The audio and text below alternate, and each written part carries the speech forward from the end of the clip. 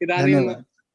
अस्माकं मध्ये ये विराजमानाः सन्ति अस्माकं मुख्यवक्तारूपेण, यद्यपि संगोष्ठ्या यः विषयः अस्ति आधुनिक संस्कृत काव्यं, महोदयः तस्य आधिकारिक विद्वान् वर्तते। इमे महोदयाः राष्ट्रीय संस्कृत संस्थानस्य देवप्रयाग परिसरस्य तृतीयः निदेशकः वर्तते। महोदयस्य ख्यातिः यद्यपि वैयाकरणः वर्तन्ते, किन्तु महोदयस्य ख्यातिः संस्कृत वाङ्मयस्य या कापि विधाः सन्ति सर्वत्र अस्ति। महोदयस्य लेखनी सर्वत्र प्रसरति, सर्वत्र सम्यक् रूपेण प्रसरति। एतादृशाः महोदयाः अस्माकं मध्ये आशीर्वादं दातुम् अत्र उपस्थिताः सन्ति। महोदयस्य 50 पुस्तकानि प्रकाशिताः सन्ति। 10 पत्रिकायाः संपादकः वर्तते महोदयः। तादृशः आधिकारिक विद्वांसः, आधुनिक काव्यशास्त्रस्य प्रामाणिक विद्वांसः उत वा आप्तविद्वांसः अस्माकं मध्ये सन्ति। अहं अत्र महोदयम् आह्वयामि, आगत्य स्वकीय उद्बोधने अस्मान् अनुगृह्णन्तु। डॉक्टर बनवाली बिस्वाल महोदयाः अत्र उपस्थिताः सन्ति। अहं प्रार्थये यत् आगत्य अस्मान् अनुगृह्णन्तु इति।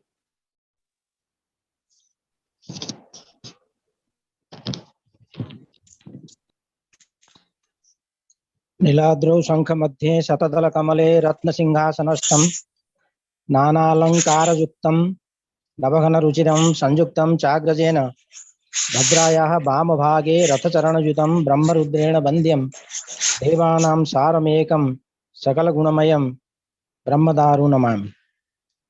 यदि कस्यचित् माइक म्यूट नास्ति तर्हि म्यूट कुर्वन्तु। मध्ये मध्ये ध्वनि आयाति चेत् व्याघातो भवति।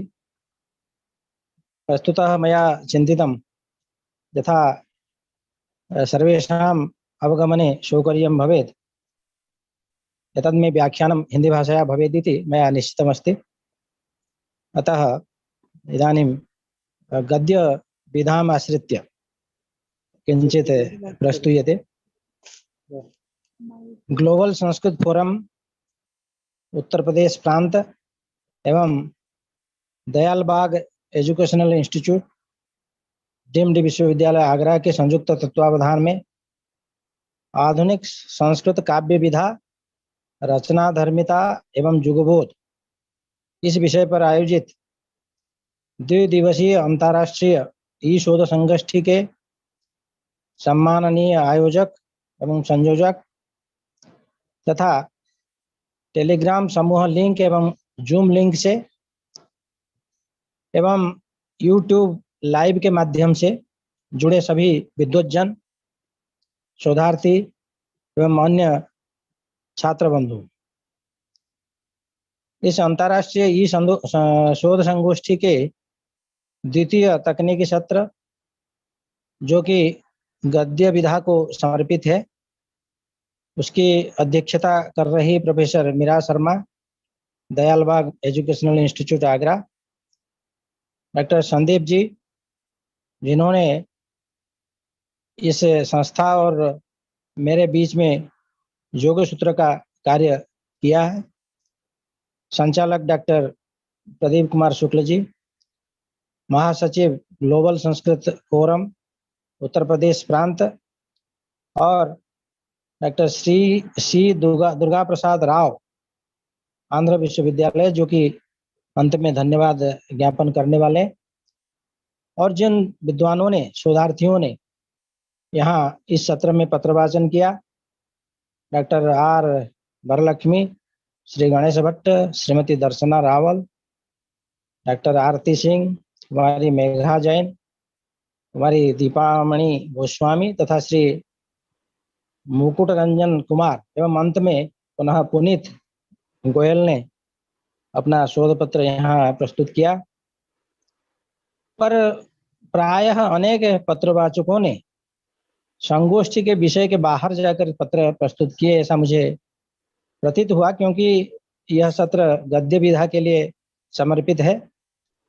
मेघा जैन और मुकुट रंजन को छोड़कर अन्य सभी ने प्रायः पद्य काव्य को आश्रय करके शोध पत्र प्रस्तुत किया। आप लोग शोधार्थी हैं इसलिए मैं बोल रहा हूँ, इसे बोलने की आवश्यकता नहीं है। जब हम कहीं किसी भी सत्र में, किसी भी संगोष्ठी में भाग ग्रहण कर रहे हैं और पत्र प्रस्तुत कर रहे हैं, जो संगोष्ठी का विषय और जो उस सत्र के विषय, जिस सत्र में हम पत्र प्रस्तुत कर रहे हैं, उसी विषय में पत्र प्रस्तुत करने से इसकी प्रासंगिकता बनती है। अस्तु, इस सत्र का विषय व्यापक है, अतः बिना किसी विशेष औपचारिक भूमिका के एक ही वाक्य में दोनों ही आयोजकों को धन्यवाद देते हुए मैं अपना व्याख्यान प्रस्तुत करना चाहता हूं। आज के व्याख्यान का विषय है आधुनिक संस्कृत गद्य काव्य विधा। क्योंकि काव्य विधा संपूर्ण विषय है, और काव्य जो है पद्य काव्य, गद्य काव्य, चंपू काव्य आदि भेद होते हैं उसमें, और उसमें जो गद्य काव्य है, गद्य काव्य विधा की रचना धर्मिता एवं जुगबोध, यह विषय इस सत्र का है। किसी भी काव्य विधा की रचना धर्मिता एवं जुगबोध को जानने के लिए उसकी रचना प्रवृत्ति को जानना आवश्यक है। प्रवृत्तियां अनेक प्रकार की होती है, विधागत, शिल्पगत, भाषागत, वस्तुगत या भावगत आदि। साहित्यिक रचना की इन तमाम प्रवृत्तियों में उनकी रचना धर्मिता एवं जुगबोध अनुस्यूत है। जब हम आधुनिक संस्कृत गद्य काव्य विधा की रचना धर्मिता एवं जुगबोध की बात करते हैं, तो इससे पहले आधुनिक संस्कृत गद्य विधा के स्वरूप को जानना आवश्यक है। आधुनिक संस्कृत गद्य काव्य विधा के मूल स्वरूप के साथ साथ प्राचीन स्वरूप क्या है, यह भी जानना आवश्यक है। उसके पश्चात ही हम आधुनिक संस्कृत गद्य काव्य विधा की रचना धर्मिता एवं जुगबोध को ठीक से समझ पाएंगे या समझा पाएंगे। अतः हम अपना वक्तव्य गद्यबंध के प्राचीन स्वरूप से ही प्रारंभ करना चाहेंगे। गद्यम कवीनाम निकषम वदन्ति, यह प्राचीन सूक्ति संस्कृत साहित्य के प्रसंग में प्रसिद्ध है।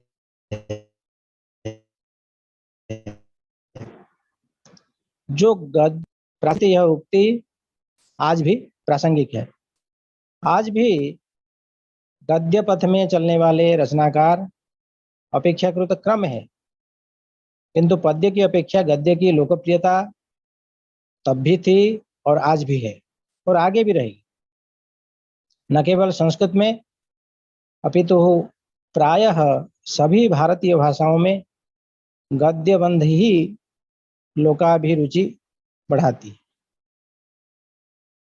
गद्य विधा में भी बृहत कलेवर होने से उपन्यास पाठकों के द्वारा उतना आदृत नहीं हो पाता जितना कथा।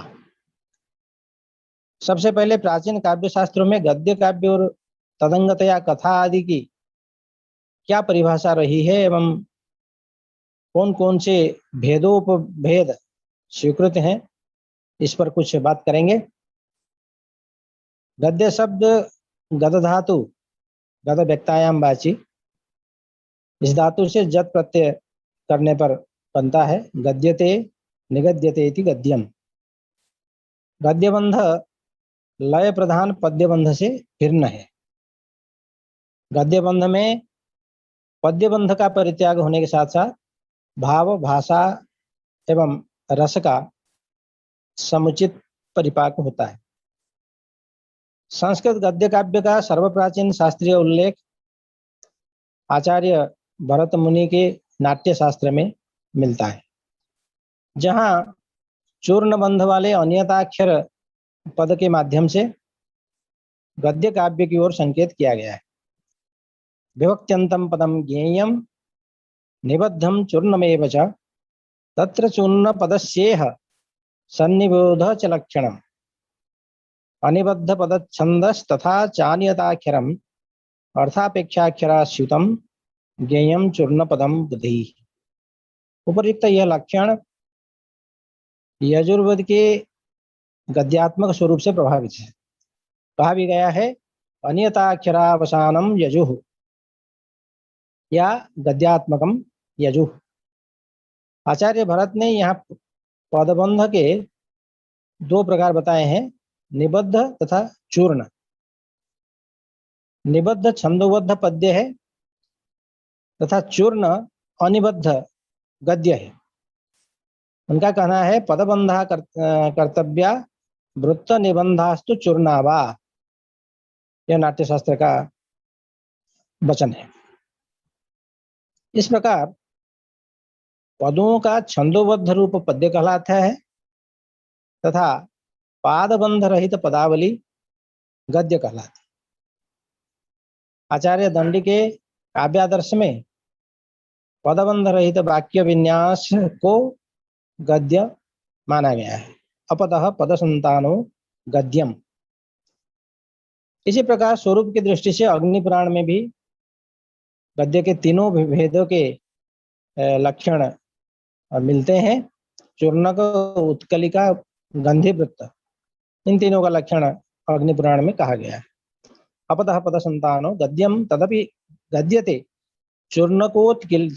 चूर्णकोत्कलिका गंधे वृत्त भेदात त्रिरूपकम। ये तीन प्रकार का है, चूर्णक, उत्कलिका और गंधी वृत्त। और सभी के स्वरूप भी वहां बताया गया है। अल्पाल्प विग्रहम नाति मृदु संदर्भ निर्भरम चूर्णकम च नामो दीर्घ समासोत्कलिका भवेत। प्रकारांतर से गद्य के वृत्तगंधोचित, वृत्तगंधी एवं चूर्णक यह भेद भी प्रसिद्ध है। अब वृत्तगंधोचित क्या है?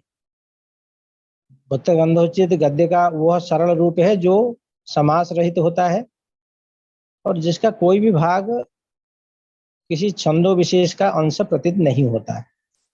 इसी प्रकार वृत्तगंधी, जब गद्य का कोई भाग किसी छंदो विशेष का अंश प्रतीत होता है तथा उसमें तत्सदृश ही मात्रा, लय या प्रवाह की झलक मिलती है, तब उसे वृत्तगंधी कहते हैं। नाम से ही इसका अर्थ स्पष्ट है। यह वृत्तगंधिता वार्णिक या मात्रिक किसी भी छंदो विशेष की हो सकती है। इसी प्रकार चूर्णक, चूर्णक न तो समास रहित होता है, न दीर्घ समास से बोझिल होता है। अल्प समास युक्त पदावली से संपन्न होना चूर्णक गद्य की विशेषता है। बंध के आधार पर अग्नि पुराण में गद्य काव्य के और भी अन्य 5 भेद मिलते हैं। आख्यायिका, कथा, खंड कथा, परिकथा, कथनिका।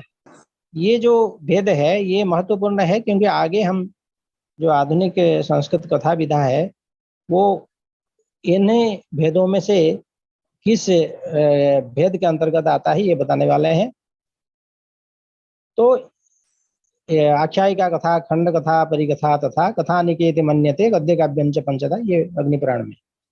इससे स्पष्ट होता है कि अग्नि पुराण के समय तक गद्य साहित्य की परंपरा पर्याप्त रूप में विकसित हो चुकी थी। तत्पश्चात बाणाभट्ट की कादम्बरी और हर्षचरित को ध्यान में रख करके परवर्ती आचार्यों ने गद्य काव्य के 2 प्रमुख भेदों का स्वीकार किया, कथा एवं आख्यायिका। आचार्य दंडी ने कथा एवं आख्यायिका को एक ही जाति के 2 संज्ञाएं मानते हैं, पर विश्वनाथ ने साहित्य दर्पण में कथा और आख्यायिका भेद स्पष्ट किया है। हम चूंकि आधुनिक गद्य विधा पर बात करने वाले हैं, इसमें और जो विशेष बातें हैं उसको हम यहाँ नहीं बता पाएंगे, क्योंकि जैसे हेमचंद्र के काव्यानुशासन में जैसे कथा, आख्यान, उपाख्यान, निदर्शन, प्रबलिका, मतल्लिका, परिकथा, मणिकुल्या, खंड कथा इत्यादि अनेक कथा के भेद देखने को मिलते हैं। तो हम विशेष करके यहाँ कथा और आख्यायिका, ये जो 2 भेद हैं उस पर अपनी बात रखना चाहेंगे। दंडी, हेमचंद्र, बागभट्ट और विश्वनाथ ने गद्य काव्य के कथा और आख्यायिका दो ही भेद मानते हैं। इस प्रकार प्राक्तन काव्य शास्त्रों में गद्य काव्य स्थूल रूप से दो प्रकार से विभक्त है, ऐसा कहा जा सकता है। अमरकोश में कथा एवं आख्यायिका के लक्षण इस प्रकार किया गया है। प्रबंध कल्पना कथा आख्यायिकोपलब्धार्था, ये अमरकोश में कहा गया। कथा क्या है? कथ्यते इति कथा, कथा वाक्य प्रबंधे, इस धातु से पहले चिंती पूजी कथी कुंभी इत्यादि सूत्र से आंग प्रत्यय फिर टाप प्रत्यय करके कथा शब्द निष्पन्न होता है। आसमन्तात् ख्याति प्रकटयति आख्यायिका, आपूर्वक ख्या धातु से अनमूल त्रिचो, इस सूत्र से कर्तृ अर्थ में अनमूल फिर टाप प्रत्यय करके आख्यायिका शब्द की निष्पत्ति होती है। साहित्य दर्पणकार विश्वनाथ कविराज ने कथा एवं आख्यायिका को इस प्रकार परिभाषित किया है। कथायां सरसम वस्तु गद्यैरेव विनिर्मितम् आख्यायिक कथावत् स्यात्। तो इनके इस वचन से यह तो पता लगता है कि कथा एवं आख्यायिका मुख्यतया गद्य में ही लिखे जाते हैं, परंतु यहाँ कुछ अपवाद भी होते हैं।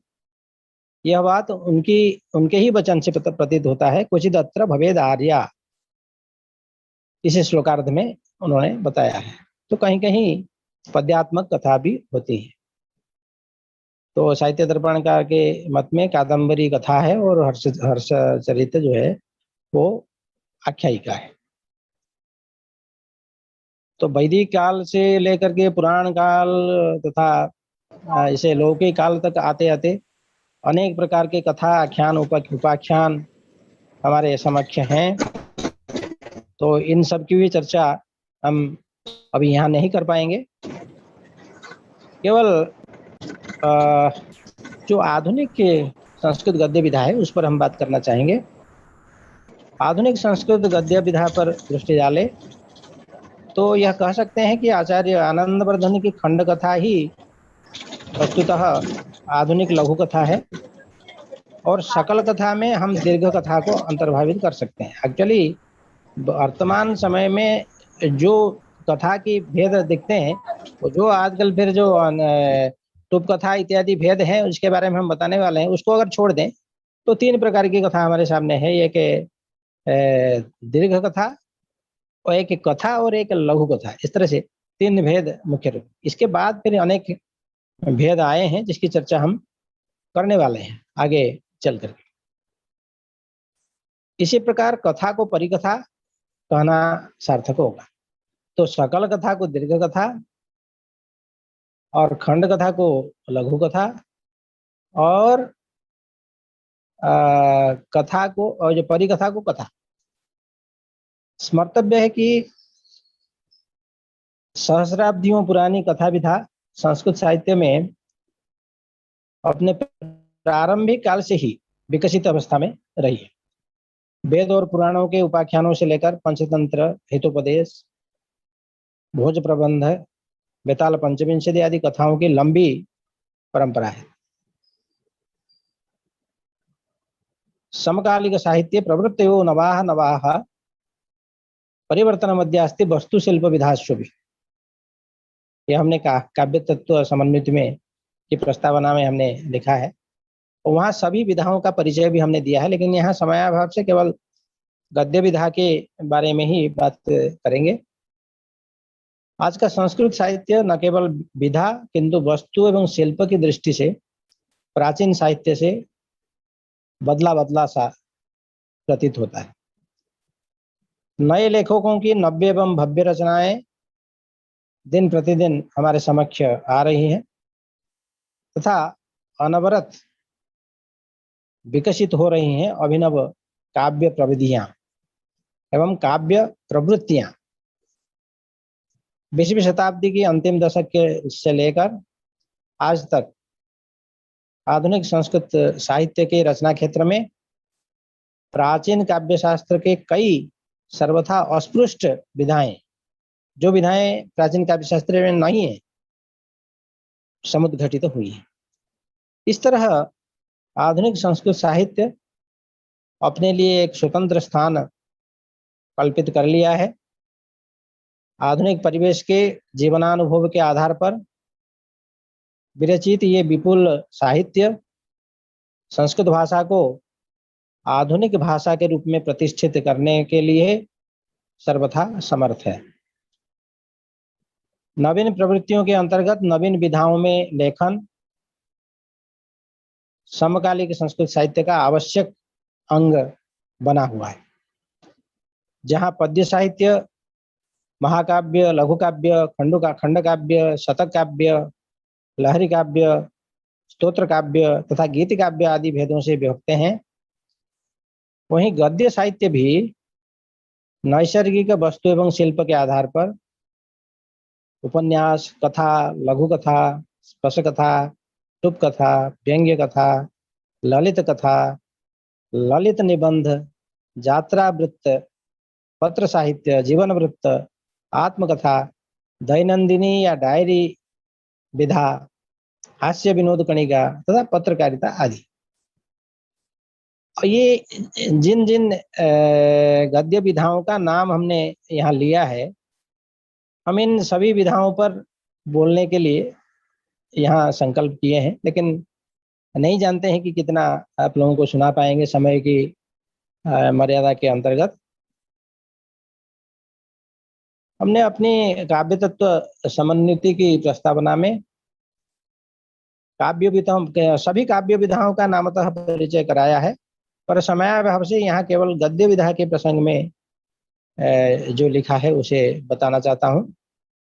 उपन्यासः प्रसिद्धोस्ति गद्य काव्ये विशेषतः कथाः बहुविधाः सन्ति दीर्घ लघु स्पशा विधाः रूपकथा च कथा व्यंग्या ललितात्मकथा पुनः यात्रावृत्तं निबन्धश्च पत्र साहित्यमेव च जीवन चरितं ख्यातं ख्याता दैनन्दिनी पुनः पत्रकारितया हास्य कणिका विनोदात्मिका। समकालिक संस्कृत लेखन में गद्य की अपेक्षा पद्य को अधिक महत्व दिया गया है, जबकि अन्य भारतीय भाषाओं में गद्य को आवश्यक प्रश्रय मिला है। पर 20वीं शताब्दी के उत्तरार्ध में संस्कृत में भी गद्य लेखन के प्रति लेखकों का रुझान बढ़ा है।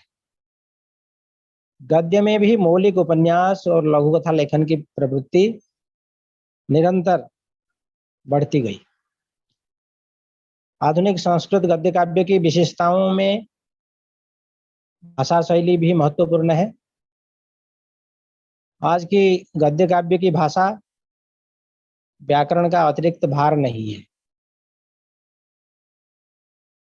आज की भाषा अलंकारिक आवरणों से बाहर आ गई है और अनावश्यक संधि एवं दीर्घ समासों के बोझ से मुक्त हो गई है। भाषा की निर्मलता और स्वच्छता के कारण विषय वस्तु और पाठकों के बीच में भाषा अब कोई व्यवधान उत्पन्न नहीं कर रही है। गद्य साहित्य विशेषकर कथा की अभिव्यक्ति ऐसी होनी चाहिए जिन्हें पढ़ते सुनते समय हमें अपनत्व का अनुभव। इस तथ्य को प्रायः सभी गद्य रचनाकार स्वीकार करते हुए व्यावहारिक भाषा का प्रयोग कर रहे हैं। साहित्य की भाषा में सरलता और स्वाभाविकता के नित्य नए प्रयोग सजगता से हो रहे हैं। आधुनिक गद्य रचनाओं की भाषा प्रायः सरल, सहज, प्रवाहयुक्त, नवीन, सुबोध, उत्कृष्ट और समकालिक है। आज भाषा की सर्वग्राहकता पर विशेष बल दिया जा रहा है। वस्तुतः साहित्य की भावबोधता में उसकी लोकप्रियता का कारण निहित है। आज संप्रेषणीय और भावानुवर्तिनी भाषा का सराहनीय प्रयोग हो रहा है। वस्तुतः वर्तमान भाषा शैली लेखक के परिवेश और देश काल का ही अंग है। आधुनिक साहित्य में शब्द की अपेक्षा अर्थ पर अधिक बल दिया जा रहा है। साहित्य को सामान्य जीवन का अंग बनाने पर जोर दिया जा रहा है। जीवन को उपभोग्य और ग्राह्य बनाने पर अधिक ध्यान दिया जा रहा है। इसलिए छोटे छोटे वाक्यों तथा अन्य प्रादेशिक भाषाओं के शब्दों और उनकी प्रकृति का भाव आज आज की रचनाओं में देखने को मिल रहे हैं। अन्य भाषा में प्रचलित मुहावरों का प्रयोग भी आज हो रहा है संस्कृत के रचनाओं में। वस्तुतः व्यावहारिक भाषा का प्रयोग रचनाकार की जिम्मेदारी भी और व्यवस्था भी। अब संस्कृत गद्य काव्य की शिल्पगत प्रवृत्तियां भी महत्वपूर्ण है। अभी हम भाषागत प्रवृत्ति की बात कर रहे थे, तो अब शिल्पगत प्रवृत्ति। शिल्प विधान कोई जड़ जंत्र नहीं है, किंतु रचनाकार की आंतरिक संवेदना, उससे उसके सामाजिक परिसर तथा उसके कलात्मक अनुभवों से संबद्ध एक जागरूक प्रक्रिया है। शिल्प कभी रचना से अलग नहीं होता है। यह रचना के पीछे ही नहीं अपितु रचना में भी रहता है। कुछ रचनाओं में सहज रूप से और कुछ रचनाओं में सूक्ष्मता और जटिलता के साथ शिल्प समाहित रहता है। रचना का शिल्प लेखकीय दृष्टिबोध से समन्वित होते हुए परिस्थिति के अनुसार बदलता रहता है। इस प्रकार यह कोई निश्चित पद्धति या विधि नहीं है, अपितु एक चेतन अनुभव व्यापार है। इस अनुभवात्मक व्यापार की जानकारी रचनाकार, पाठक और समीक्षक सभी के लिए आवश्यक है। रचनाकार को साहित्य लिखते समय, पाठक को साहित्य पढ़ते समय और समीक्षक को साहित्य का मूल्यांकन करते समय शिल्प से परिचित होना ही पड़ता है। कथा के शिल्प के कारण ही एक छोटी सी कथा में हमें संपूर्ण जीवन का अनुभव हो पाता है। प्रभावक शिल्प के कारण कथाओं की शैलियां भी प्रभावित होती है। अलग अलग कथाकारों की कथाओं में वर्ण्य विषय एक समान होने पर भी कथा शैली में भिन्नता ही कथा और कथाकार को नई पहचान दिलाता है। कथाकार अपनी बात सीधे और सपाट ढंग से नहीं कहता, किंतु बिंबों, प्रतीकों, मिथकों तथा काल्पनिक जगत के आधार पर यथार्थ से जुड़े अपने विचार और भाव व्यक्त करता है।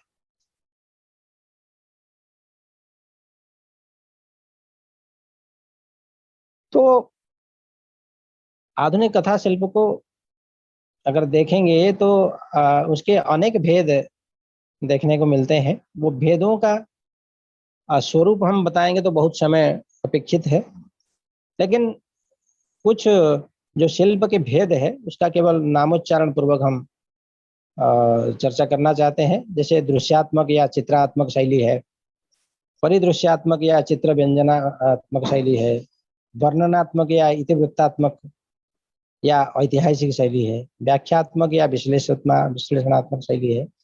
इसी प्रकार के संवाद परक या नाटकीय शैली, प्रतीक योजना या प्रतीकात्मक शैली, बिंब विधान या बिंब परक शैली, सांकेतिक शैली, यात्रा वृत्तात्मक शैली, संस्मरणात्मक शैली, पत्रात्मक शैली आदि।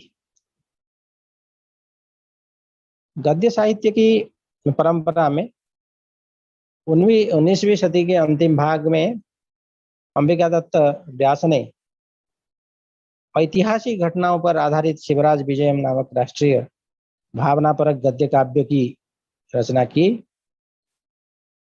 उसे उपन्यासी माना जाता है।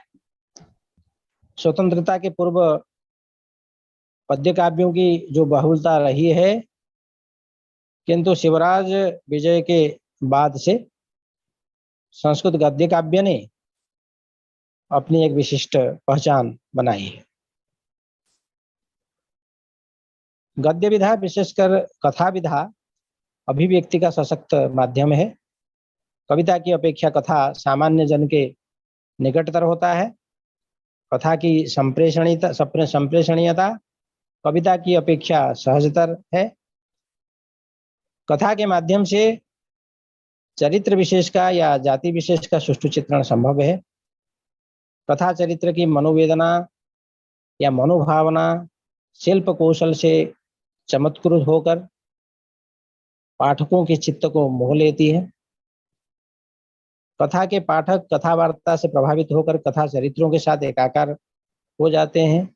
उससे वे कथा चरित्रों के जो सुख दुख है उसको अपना सुख दुख मान लेते हैं।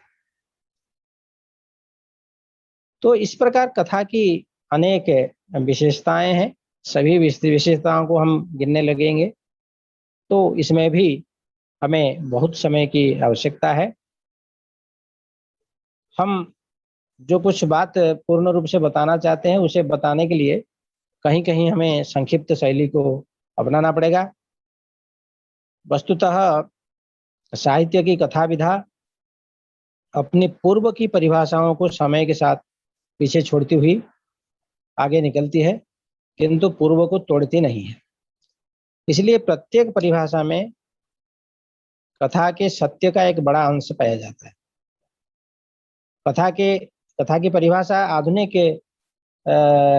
साहित्य में, विदेशी साहित्यों में, हिंदी साहित्य में, अन्य प्रांतीय भाषीय साहित्य में कथा की परिभाषा अनेक प्रकार से की गई है। लेकिन हम यहाँ संस्कृत की जो परिभाषाएं हैं कथा की उस पर ही अपने को केंद्रित करेंगे। कथा की परिभाषा प्राचीन काव्य शास्त्रियों से लेकर आधुनिक काव्य शास्त्रियों तक सभी ने की है। प्राचीन काव्य शास्त्रियों ने किस प्रकार परिभाषा की है हम बता चुके हैं। आगे हम कुछ आधुनिक संस्कृत काव्य शास्त्रियों ने कथा विधा की, गद्य विधा की क्या परिभाषा बनाई है इस पर थोड़ा बात करेंगे। लेकिन इससे पहले बाणभट्ट ने कथा की जो परिभाषा की है वह मेरे मत में सर्वोत्कृष्ट परिभाषा है। स्फुरत कलालाप विलास कोमला करोति रागम हृदि कौतुकाधिकम रसेन सज्जाम स्वयमभ्युपागता कथा जनस्याभिनवा वधूरिव। कथा जो अंतिम पाद है ये महत्वपूर्ण है। कथा जनस्य अभिनव वधू इव। अरे बोलते समय कुछ बोला जाता है लेकिन जब जो करना है।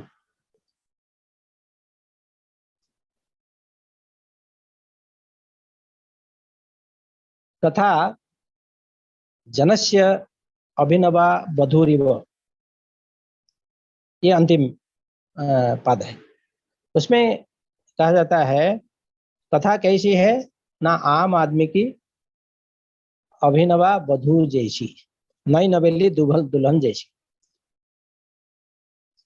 कथा सभी को प्रिय है, जैसे घर में आई नई दुल्हन। प्राचीन भारत में भी कथा लोकप्रिय रही है। पंचतंत्र आदि इसका प्रमाण है। संभ्रांत राजकुमार एवं सामान्य छात्र गुरुकुल में रहकर परस्पर कथाओं के कथान एवं श्रवण से ज्ञान विज्ञान परक विषयों को पढ़ते थे। आज भी घर घर में बच्चे दादा दादी नाना नानी से प्रेरणापद कथा सुनते हैं। युग परिवर्तन के साथ यद्यपि जीवन मूल्यों एवं मान्यताओं में परिवर्तन आ गए हैं, तथापि शिक्षा क्षेत्र में कथाओं की सार्थकता आज भी समादृत है। मनुष्य की कार्य व्यस्तता के कारण कथा का स्थान क्रमशः लघु कथाएं, अति लघु कथाएं ले रही हैं। सामाजिक समस्याओं में परिवर्तन के कारण प्रांतीय भाषा के प्रभाव से नीति रीति रुचि मान्यताओं में परिवर्तन के कारण 20 शतक में विरचित कथाओं के विषय वस्तु में प्रभुत्व परिवर्तन हुआ है। आधुनिक काल में यद्यपि संस्कृत गद्य साहित्य मुख्यतः कथा उपन्यास के भेद में विभक्त दिखता है, किंतु कथा के अनेक प्रसिद्ध भेद भी सामने आए हैं, जैसे कथानिका, लघु कथा और दीर्घ कथा, जिसकी चर्चा हम कर रहे थे। ये कोई नई विधा नहीं, क्योंकि इसका केवल नाम में परिवर्तन हुआ है, ये हम कहना चाहते हैं। इनके अतिरिक्त एक और जहां कथाओं के आकार प्रकार की दृष्टि से टूप कथा, डायरी कथा, पत्र कथा आदि विधाएं जन्म लिए हैं, वहीं विषय वस्तु की दृष्टि से भी कथाओं के अनेक भेद संभव है, जैसे ऐतिहासिक कथा, प्रणय कथा, स्पर्श कथा, कांतारा कथा, मनोवैज्ञानिक कथा, सामाजिक कथा, पौराणिक कथा, आत्मकथा, यात्रा कथा, जीवन वृत्त कथा, ललित कथा, हास्य कथा, व्यंग्य कथा आदि। आधुनिक संस्कृत काव्य शास्त्रियों ने गद्य की इन नवीन विधाओं के लक्षण अपने अपने ढंग से प्रस्तुत किए हैं। समकालिक संस्कृत साहित्य में वस्तु, शिल्प, विधा, छंद एवं भावबोध आदि की दृष्टि से जो अनेक परिवर्तन आए हैं, वो सब उन परिभाषाओं में सम्मिलित किए गए हैं। इन परिवर्तनों की समीक्षा वस्तुतः प्राचीन काव्य शास्त्र के आधार पर नहीं किया जा सकता था, अतः आधुनिक काव्य शास्त्रियों ने गद्य भेदों के नए नए लक्षण किए हैं। तो कथा गद्य विधा में सबसे जो बृहत विधा है वो है उपन्यास विधा। उपन्यास को अंग्रेजी में नोवेल, गुजराती में नवल कथा, मराठी में कादम्बरी, बांग्ला में गल्प या उपकथा ऐसा नाम दिया गया। उपन्यास का लक्षण आधुनिक काव्य शास्त्रियों ने किया है और हमने भी अपने काव्य तत्व समन्विति में उपन्यास का लक्षण किया है। अभिराज राजेंद्र मिश्र जी उपन्यास को कथा एवं आख्यायिका का मिश्रित भेद मानते हैं। उनका कहना है कि उपन्यास में किसी काल खंड का जनजीवन दर्पण में उतरे प्रतिबिंब की भांति विस्तार पूर्वक सांगोपांग विन्यस्त होता है। कथाख्यायिकयोः कश्चिन् मिश्र भेदोऽपि साम्प्रतम् उपन्यास इति ख्यातो भाषांतर प्रतिष्ठितः कालखंड विशेषस्य समग्रं जनजीवनं प्रतिबिंबैवादर्शे न्यस्तमत्र सविस्तरम्। अभिराज जशोभूषणम में ऐसी परिभाषा मिलती है। रास बिहारी द्विवेदी जी ने उपन्यास की परिभाषा करते हुए लिखा है, गद्य काव्य बृहद्बंध उपन्यासो विधीयते अस्मिन् जुगोचितं वस्तु पात्रम कवि समीहितम् आदि। हमने काव्य तत्व समन्विति में उपन्यास की परिभाषा इस प्रकार किया है। अर्वाचीनस्तु कालोऽयं नवकाव्य प्रसंगतः काव्य वैभव संभारै स्वर्णिमो जुगो उच्यते गद्य साहित्य वैशिष्ट्यं जुगेस्मिन् सुप्रतिष्ठितम् उपन्यास विधा चात्र नवीना कल्पनामता। उपन्यासश्च कोशेषु वाक्योपक्रम उच्यते न काम्य शाब्दिकार्थोऽत्र पारिभाषिक इष्यते। उपन्यासः प्रसंगेऽस्मिन् योगरूढो भवेत् क्वचित् प्रवर्तते न काव्यं च वाक्योपक्रममन्तरा। पद्ये यथा महाकाव्ये पूर्णवस्तु विवेचनम् उपन्यासात्मके गद्ये पूर्णवस्तु विचित्रणम्। अवसरो महांस्तत्र वर्णनार्थं च वर्तते कविः स्वकल्पनाभ्यत्र स्वरूपं दातुमर्हति। चित्तानुकर्षिणी भाषा गद्यशिल्पं जुगोचितं शब्दाडंबरराहित्यं गद्ये सांप्रतिके पुनः। कथा च बाणभट्टस्य कादम्बरी तु मन्यते उपन्यास विधायास्तु पुरातनं रूपं क्वचित्। उपन्यासो विशालोऽस्ति लघुभूता कथा मता उपन्यासो यथार्थेन चाख्यायिकी पुरातनी। अंबिका दत्त वर्यस्य व्यासस्य रचना न वा विजय शिवराजस्य चोपन्यासोऽस्ति संस्कृते। मथुरानाथ भट्टस्य चादर्श रमणी पुनः उपन्यासो नवीनोऽस्ति साहित्य समकाल। इस प्रकार उपन्यास का पूरा स्वरूप और उपन्यास के कुछ उदाहरण इस परिभाषा में हमने दिया है। उपन्यास के बाद कथा का क्रम आता है। आधुनिक कथाओं के अनेक भेद हैं। अभिराज राजेंद्र मिश्र जी ने अभिराज यशोभूषणम में कथा के 3 प्रमुख भेदों का उल्लेख किया है। कथानिका, फिक्शन, लघु कथा, शॉर्ट स्टोरी तथा दीर्घ कथा, लार्ज स्टोरी। उन्होंने इन सब भेदों का स्पष्ट विवेचन करते हुए उन्हें सम्यक रूप से परिभाषित भी किया है। मिश्र जी का मानना है कि हिंदी में जैसे कहानी कहा जाता है, उसे कथानिका कहना युक्ति संगत होगा संस्कृत में। उन्होंने कथानिका का लक्षण भी किया है। प्रतिष्ठा धुर मध्यास्ते कथा भेदो ही कश्चन अभिष्टा सर्वभाषासु उच्यते या कथानिका।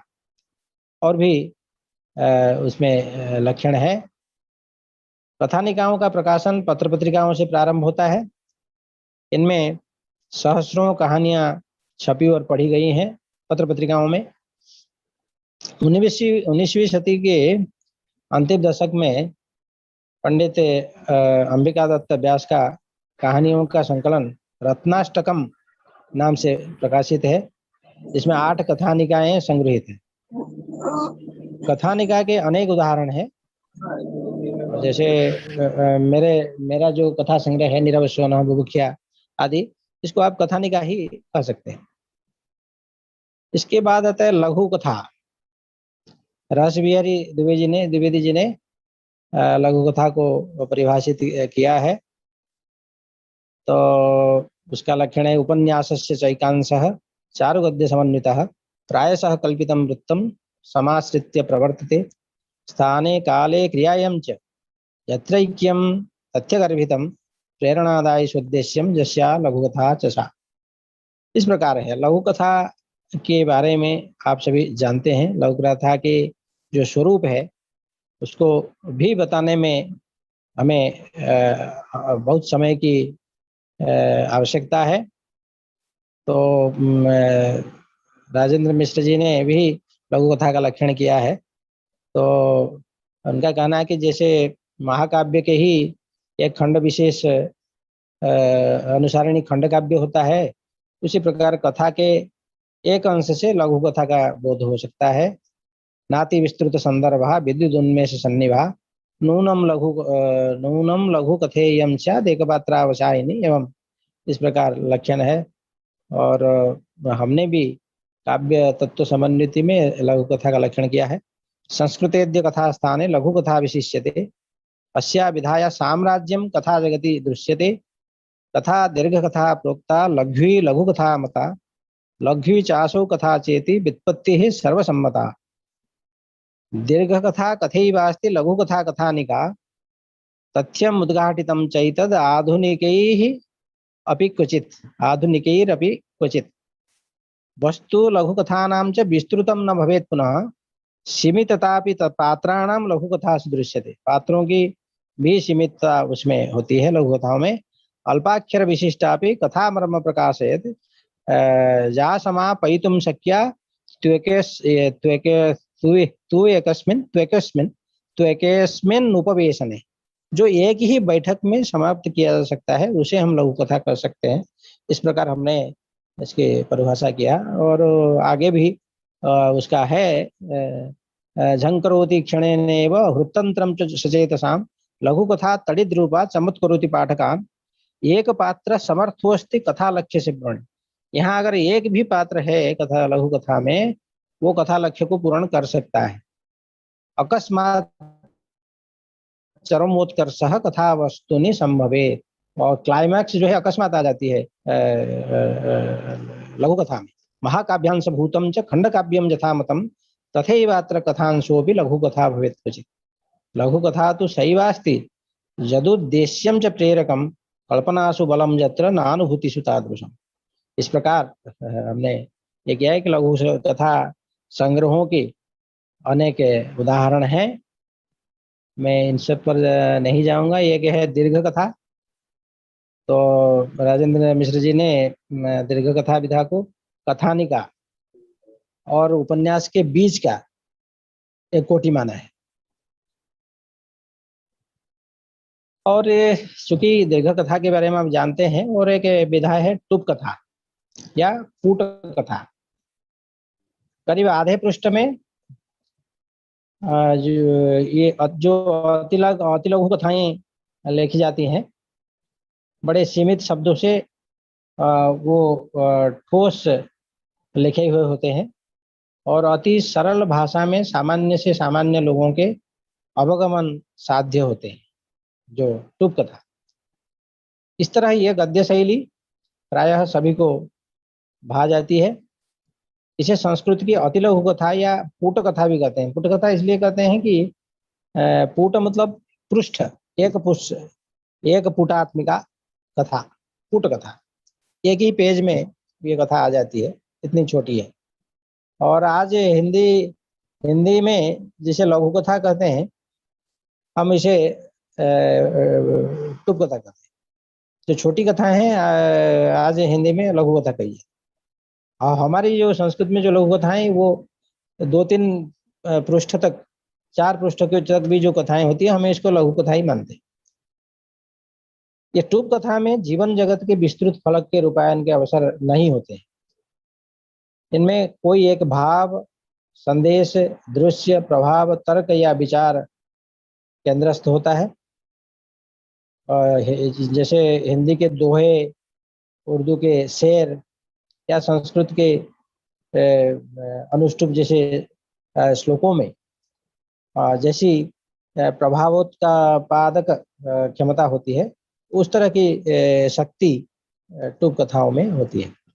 टूप कथा में आडंबर विहीन, अलंकार रहित, भावानुवर्तिनी सरल भाषा तथा सीमित शब्दों में किसी सारगर्भित या प्रभावोत्पादक घटना, प्रसंग, संवाद या अनुभूति का दृश्यांकन होता है।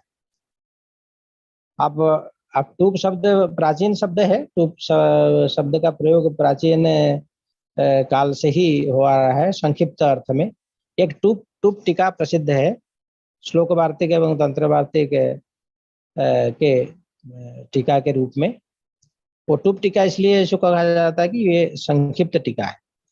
और इसी तरह से कविता में भी टूप कविता का भी प्रयोग हुआ है संक्षिप्त अर्थ में। समय हो रहा है, इसलिए हम थोड़ा सा जल्दी अपनी बातों को समाप्त करना चाहते हैं। और टूप कथा की जो विशेषताएं हैं, उसको हमने जो टूप कथा की परिभाषा हमने की है काव्य तत्व समन्वित में, उसमें समेटने का प्रयास किया है। जुगे संघर्षशीलेस्मिन् प्रतिस्पर्धा परायणे। वस्तुतः ये जो परिभाषा है बहुत सरल है, अनुष्टुप छंद में है, इसलिए हमें व्याख्या करने की जरूरत नहीं है। सर्वेषां समयाभावो नितरां दृश्यते क्वचित्। जुगे संघर्षशीलेस्मिन् प्रतिस्पर्धा परायणे सर्वेषां समयाभावो नितरां दृश्यते क्वचित्। स्थाने दीर्घकथानां च यथा लघ्वीकथा भवत्, तद्वत् लघुकथा स्थाने चाति लघुकथा पुनः। एक दिनात्मिका क्रीड़ा यदि लघुकथा भवेत्, 20 षटकात्मिका क्रीड़ा टूप कथा फालकस्य भवेत्। जैसे क्रिकेट की जो एक दिवसीय वनडे मैच है, वो अगर लघु कथा है, तो जो 2020 मैच है वो टूप कथा है। मेरा यहाँ कहने का तात्पर्य है, संक्षिप्तार्थोपि टूप शब्दः सुप्रयुक्तोऽस्ति वाङ्मये, टूप कथा कथ्यते चातः संक्षिप्ता वैवापनः। पुटकथोच्यते या स्यात् चैकपुटात्मिका कथा, पुटकथा क्वचित् तत्र टूप कथार्थे प्रयुज्यते। 21वीं सदी के जो व्यस्ततम परिवेश में लोगों के पास एक उपवेशन में घंटों बैठने का समय नहीं होता है, अतएव आज टूप कथाओं की आवश्यकता है।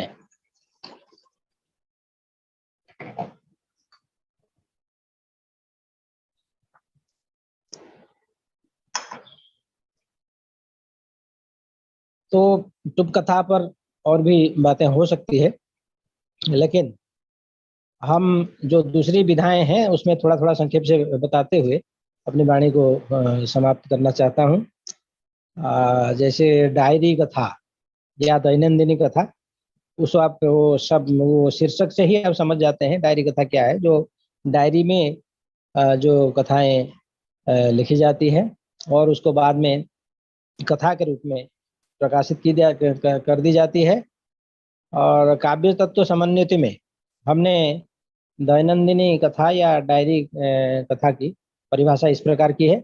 संस्कृत गद्य साहित्य चाधुनिके युगे पुनः दैनंदिनी विधा काचित नवीना च विधा मता उच्यते डायरी विधेशा विधेयसा चांगल नामानुसारिणी। तो डायरी आंग्ला नाम लेकर के उसको डायरी विधा भी कह दिया गया है। नहीं तो दैनंदिनी कथा हम इसको कह सकते हैं। ये तो आत्मकथायाश्च रूपम वही परिवर्तितम, ये एक तरह से आत्मकथा ही है। डायरी में आदमी क्या लिखता है, वो आत्मकथा ही लिखता है। आत्मकथा विधायां च पूर्णातीतः प्रकाश्यते दैनिकानुभवस्तत्र दैनंदिन्यां च लिख्यते। तो आत्मकथा में तो आप पूरा अतीत को भी लिखने लग जाते हैं, लेकिन दैनंदिनी में केवल आज की ही बात लिखी जाती है। ये एक इसमें जो भेद होता है। दैनंदिन्यां न लालित्यम आत्मकथासु यादृशम आत्मकथा विनिर्माणे दैनंदिनी सहायिका गद्य काव्यस्य दृष्टिशा न महत्वातिशायिनी स्पष्ट कथन वैशिष्ट्यम नैकट्यम लेखकेन वै। लेकिन ये जो विधा है वो लेखक की निकटता इसे इसमें हमको देखने को मिलता है। एवं पर्यायभूता च दैनंदिन्याश्च दैनिकी, दैनिकी भी इसको कहते हैं। इदमित्थम स्वरूपेण लक्षणम नास्य दृश्यते कश्चित् पुस्तक रूपेण प्रकाश्यते च दैनिकी महादेवस्य यथात्र भागत्रये प्रकाशितम क्वचित् साहित्यिकं रूपम दैनंदिन्याश्च दृश्यते मुको रामगिरिर्भूत्वा यथा हर्षदेवस्य। हर्षदेव माधव की एक डायरी कथा प्रकाशित हुआ है, मुको रामगिरिर्भूत्वा संस्थान से प्रकाशित। इसी प्रकार के पत्र कथा करने से इसको समझाने की जरूरत नहीं है। किसी लेखक द्वारा अन्य किसी विद्वान मित्र या व्यक्ति विशेष के द्वारा लिखे गए पत्रों को इस विधा में परिगणित किया जाता है। वो पत्र रूप में है तो वो पत्र कथा है, इसको अधिक इसको बताने की जरूरत नहीं है। फिर भी हमने परिभाषा की है पत्र कथा की। विदुषा लिख्यते पत्रम लेखकेन अनाथ केनचित् तस्य साहित्यिकं रूपम भवेत् तत्र प्रकाशितम पद्येन लिखितं पत्रम पत्रकाव्यम यदुच्यते गद्य विनिर्मितं तच्च पत्रकथा निगद्यते। और फिर कुछ बातें हैं इसमें। और हम चलते हैं अगले जो कुछ और विधाएं छूटी हुई हैं, जैसे चित्रकथा। चित्रकथा को अंग्रेजी में कॉमिक्स कहते हैं। ये एक नई विधा है संस्कृत की दृष्टि से। अपने काव्य तत्व समन्विति में इसकी परिभाषा इस प्रकार की है। चित्राणां माध्यमेनात्र कथानां प्रस्तुतिर्जतः लोके चित्रकथा नाम्ना नवा विधा प्रसिद्ध्यति प्रायशोत्र कथा सन्ति चेतिहास पुराणयोः अतिमानव संबद्धा भवन्ति वा कथा क्वचित्। आप या तो कोई सुपरमैन की कथा होगी या तो फिर कोई इतिहास पुराण से कोई कथा, आप कुछ पौराणिक की कथा, ये सब जो संस्कृत की चित्रकथा जो पत्र पत्रिकाओं में कहीं संभाषण संदेश में अन्य पत्र पत्रिकाओं में आप देखे होंगे, तो उसका जो विषय इसी प्रकार से होते हैं। कथाबंधस तथैव स्यात् यथा बाल मनोहरत्, ये बाल कथा की कोटि में आती है। कथाबंधस तथैव स्यात् यथा बाल मनोहरत् भाषा भावादि विन्यासः बालोचितस्तु सर्वथा भारते सर्वभाषासु चित्रकथा विशिष्यते कथैषा चांग्ल भाषायां कॉमिक्स नाम्ना प्रसिद्ध्यति भाषाणां भारतीयानां प्रभावोत्तर स्वभावतः एवं आंग्ल भाषायाश्च प्रभावश्च क्वचित्। अभी हमारे जो संस्कृत की चित्रकथा है उसमें आंग्ल भाषा का प्रभाव आप देख सकते हैं या अन्य भारतीय भाषाओं का प्रभाव देख सकते हैं। तो इस प्रकार एक रेखा चित्रकथा भी नई विधा के रूप में आया है। उसमें हमने उसकी परिभाषा की है। रेखा चित्र ही कथा चेत स्यात् रेखा चित्र कथोच्यते रेखा स्थाने च शब्दानां प्रधानता भवेत् पुनः अतएव विधा चेयं शब्दचित्रं च कथ्यते यत्र चात्यल्प शब्दैश्च कथा कलात्मिका भवेत्। स्केचेति चांगल शब्देन चित्रकला च तु बुध्यते, चित्रकारेण रेखाभिस्तत्र दृश्यांकनम भवेत्। एवं इस प्रकार और भी बातें हैं। जो स्केच आंग्ल भाषा में कहा जाता है वही चित्रकथा है। वस्तुतः मुझे लगता है कि मुझे समाप्त करना चाहिए, इसलिए मैं पूरी बात को और न कहते हुए, जैसे स्पर्श कथा है वो डिटेक्टिव स्टोरीज जो जासूसी कहानी हिंदी में कहते हैं, तो वही स्पर्श कथा है। वो स्पर्श को कभी कभी जो इससे परिचित नहीं वो स्पर्श कथा लिख देता है, कुछ भी लिख देता है, लेकिन ये स्पर्श कथा है।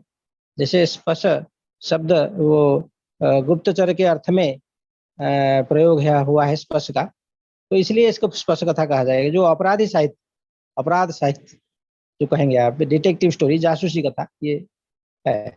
जेम्स बॉन्ड की कहानियां फेमस है इसमें। तो काव्य तत्व समन्वित में हमने स्पर्श कथा का लक्षण किया है। कथा चेद अपराधिया परिशोधात्मिका पुनः प्रतिशोधात्मिका हत्या क्वचिच्च दर्शनाश्रिता, कथारंभे कथा मध्ये रहस्यम तो भवेत् ध्रुवम, गुप्तचरैः रहस्यम च कथान्ते तु प्रकाश्यते। प्रायो गुप्तचरार्थे च स्पर्श शब्दः प्रयुज्यते, एवं अन्वर्थ नाम्नी सा स्पर्श कथा मह्यते। ये अन्वर्थ नामनी है जो स्पर्श कथा, क्योंकि स्पर्श शब्द का गुप्तचर अर्थ में प्रयोग है। और प्रायः हमने सारी बातें कह दी है। त्रासद कथा एक है, हॉरर स्टोरी, ये नई कहानी के रूप में आया है। नारायण दास का एक संग्रह प्रकाशित हुआ है। यह क्या है,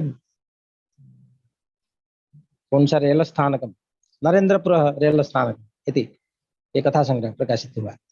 तो इसकी परिभाषा हमने इसमें काव्य तत्व समन्वित में किया है। कथाया सर्जनम प्रायः परिवेशे भयानके, उद्दीपन विभावश्च भीतेस्तु परिपोषकाः, स्थानं च निर्जनं प्रायो रात्रेः विभीषिका क्वचित्, कुक्कुर शृगालादीनाम् अकस्मात् भर्षणं पुनः, आलुलायित केशाच्चेत् श्वेतशाटी परिहिता, भ्रमति निर्भयं रात्रौ गृहीत्वा सिक्थवर्तिकां, श्रुतश्चलति चेत् यानं रहस्यं वर्धयेत् क्वचित्, प्रेतानां मट्टहासश्चेत् रक्तपानमहोत्सवः, प्रेतात्मनः प्रतिशोधः विभश्च भयमिश्रितः, चित्ते भीतिं समुत्पाद्य चित्तं रसयति मुहुः, भूत प्रेत पिशाचैश्च संबद्धा स्यात् कथा यदि, त्रासदानात् कथा चैषात् भवेत् त्रासद संहिता। वो त्रास देता है, जो भय उत्पन्न करता है, वो त्रासद कथा है। तो उसमें जो विभाव अनुभाव इत्यादि जो होता है उसका कैसा स्वरूप होना चाहिए, तो उसका हमने ये इस परिभाषा में दिया है। इसको आप स्वतः समझ सकते हैं। जो नरेंद्रपुरियम रेल स्थानकम नारायण दास का कथा संग्रह है, उसमें त्रासद कथाओं का संग्रह है। और इस तरह से कांतार कथा की चर्चा कोई एक शोध पत्र राजेंद्र मिश्र जी के जो कांतार कथा पर एक शोध पत्र की प्रस्तुति यहाँ हुई है, तो इस पर मैं विशेष बात नहीं करूंगा। लेकिन कांतार कथा की परिभाषा हमने इस प्रकार की है। कथा वन संबद्धा स्यात् बाल मनोविनोदिनी, भाषापि सरला तत्र शैली कथानुरूपिणी, स्वाभाविकं भवेत् तत्र चारण्य तथ्य वर्णनम, अरण्य तथ्य वर्णनम, चारण्य तथ्य वर्णनम, कथा कांतार नामनी सा पशु पक्षी कथान्विता। तो कांतार कथाओं में पशु पक्षियों की कथा होना स्वाभाविक है। और हास्य व्यंग्य कथा है, उसको बताने की जरूरत नहीं, आप लोग इसको स्वयं समझ सकते हैं। काव्य तत्व समन्विति में हमने इसकी परिभाषा की है। कथा गुणा समय चात्र न भेदो वस्तु शिल्पयो। हास्य व्यंग्य कथा में भी और जो वस्तु और शिल्प वही होते हैं, कथा के सभी गुण उसमें होते हैं। कथा गुणा समय चात्र न भेदो वस्तु शिल्पयो हो, क्वचित दीर्घा भवेल लघु हास्य रस समन्विता। वो भी कहीं दीर्घ भी हो सकते हैं, लघु भी हो सकते हैं। शुद्ध हास्यम भवेत् यत्र सैव हास्य कथा स्मृता, व्यंग्य मिश्रित हास्य न व्यंग्य कथा भवेत्। जो शुद्ध हास्य है वो हास्य कथा है, और जो व्यंग्य मिश्रित हास्य है वो व्यंग्य कथा है। इसी प्रकार के हमने किया है। और इस प्रकार आत्मकथा है, उसका भी हमने लक्षण किया है। और संस्मरण कथा है, संस्मरण कथा की लक्षण हमने इस तरह से किया। घटिता घटनाजाश्च स्वजीवने विशेषतः स्मरणं यत्र तासां च संस्मरण कथोच्यते। लेखकीयः प्रभावश्च भवेत् तत्र वैयक्तिकः एवं तद् भावनानां च तत्राङ्कनं भवेत्। पुनः संस्मरणं द्विधा ख्यातं यथा वृत्तं च सर्वथा परसंबद्धम एकम च व्यक्तिगतम तथा परम। दो प्रकार के संस्मरण हो सकते हैं, तो परसंबद्ध संस्मरण हो सकते हैं, वैयक्तिक संस्मरण भी हो सकते हैं। और भी उसका स्वरूप इसमें हमने बताया है। जीवन वृत्त कथाएं भी होती हैं और उसका भी हमने लक्षण किया है। और यात्रा वृत्त एवं भ्रमण कथाएं भी होती हैं। और एक ललित कथा भी अब देखने को मिलता है आजकल के ये में। जो ललित निबंध है वो ललित निबंध से थोड़ा अलग है, वो ललित कथा। तो काव्य तत्व समन्विति में हमने उसका ललित कथा का लक्षण इस प्रकार किया है। न ललित निबंधत्वम न गुणाः हास्य व्यंग्ययोः रीत्या ललितया चात्र कथा वस्तु प्रवर्तते। न च व्यंग्य पराकाष्ठा हास्य चरमता न च। व्यंग्य की पराकाष्ठा नहीं होगी, हास्य की चरमता भी नहीं होगी। समता परमाचात्र नैव विषमता कुचित। ये है ललित कथा। तो समता रहेगी, विषमता इसमें नहीं रहेगी। ना वो ललित निबंध है ना हास्य व्यंग्य कथा है, लेकिन एक बीच का ये है, वो उसको ललित कथा आप कहेंगे। ऐसा हमने इसको परिभाषित किया है। ललित निबंध सभी को स्पष्ट है। वो हमने इसकी परिभाषा की है, नैव भवेत् निबंधोयम न च कथा भवेत् कुचित। वो ना निबंध है ना कथा है। ललित निबंध जो है वो पूरा निबंध भी नहीं है, पूरा कथा ही नहीं। नैव भवेत् निबंधोयम न च कथा भवेत् क्वचित् कथा निबंधयोर मध्ये सेतुभूता विधा पुनः तथ्यात्मको भवेत् नूनम न निरसो निबंधवत्। वो निबंध जैसा निरस नहीं हो सकता है ललित निबंध। लेकिन भाषा च ललिता चात्र शैल्यपि ललिता पुनः रोचकता भवेत् तत्र संप्रेषणीयता तथा कथा वस्तु विहीनोपि कथावत् सरसः क्वचित्। ललित निबंध में कोई कथा वस्तु होना आवश्यक नहीं है, लेकिन वो कथा जैसे सरस अवश्य होता है, तो ये ललित निबंध है। तो इस प्रकार के मैं सोचता हूँ कि हमने बहुत अधिक समय ले लिया है और मैं आप लोगों को अधिक पीड़ित नहीं करना चाहता हूँ। तो मेरी इच्छा थी कि मैं सभी विधाओं को कम से कम आपके समक्ष नामोच्चारण पूर्वक आपके सामने रख सकूं।